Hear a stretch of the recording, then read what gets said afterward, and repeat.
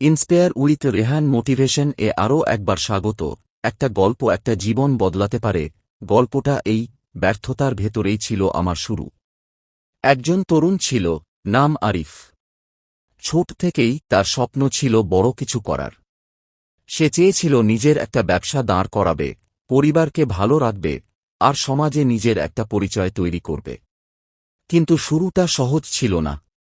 আরিফ তার প্রথম ব্যবসায় সব টাকা বিনিয়োগ করল। সে ভেবেছিল এবার জীবন বদলে যাবে।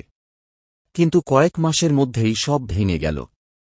পণ্য বিক্রি হল না, লোকসান হল, আর শেষে দোকান বন্ধ করতে হল। সে একেবারে ভেঙে পড়ল।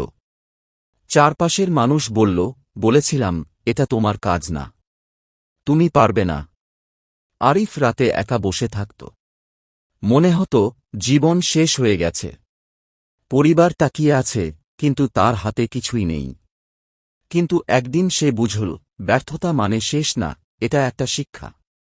সে আবার শুরু করল। এবার সে আগের ভুলগুলো লিখে রাখল। বুঝল কোথায় ভুল হয়েছিল, অতিরিক্ত ঝুঁকি, পরিকল্পনার অভাব আর ধৈর্যের ঘাটতি।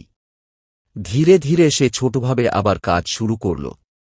এইবার সে তাড়াহুড়া করল না।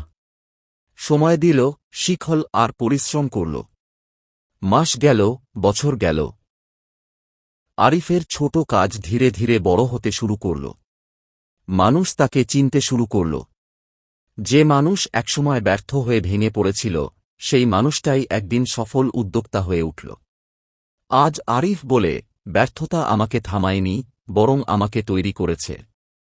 শেষ শিক্ষা: ব্যর্থতা কখনো শেষ না, এটা সফলতার প্রথম ধাপ।